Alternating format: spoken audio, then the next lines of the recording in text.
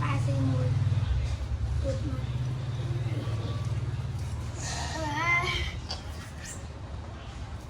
chỗ đó chỗ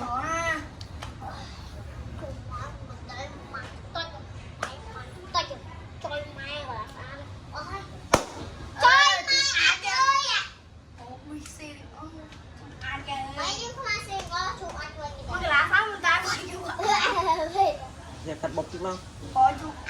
Thật bột tí hề. Bạn. MC bạn buôn. Si vui lại quanh quay trong bạch này. Si vui lại quanh quay trong bạch này. Si cha đi vui lên. Trời mà si cha ơi. Bạn bên gọt đáy trên đáy. Bạn năng tập đảo.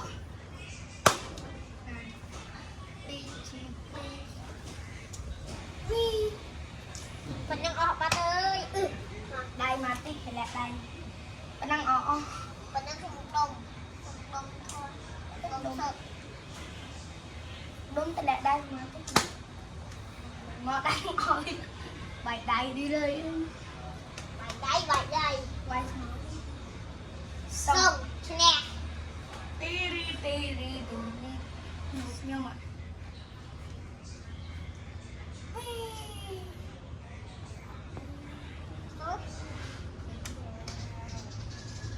Đây là bác.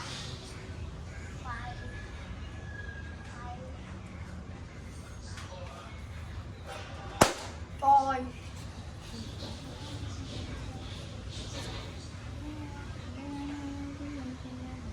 Chơi mà. là ăn rồi.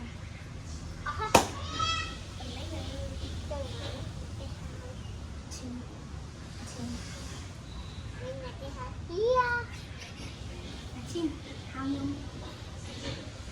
Trông quay đúng. Đúng rồi ơi. Quay đúng. Bác cậu à, mình đang ngồi không? Mì à.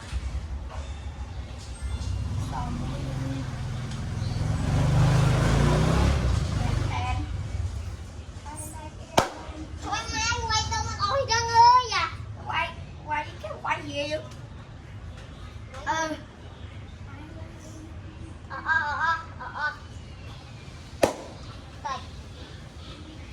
Đợi đến con kia. bay tay. Xong. Bạch đầy mua nói bà.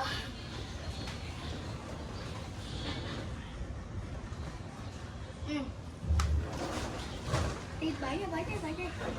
Giờ bay đi. Quay rồi.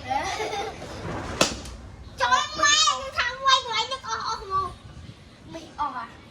Ai lên đi mua cái Trời quay là con đây ỏ món tí bên.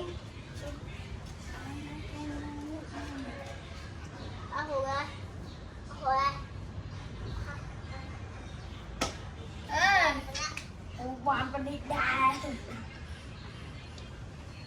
Em một tay nón tích ong. Ai lấy cái em mùi.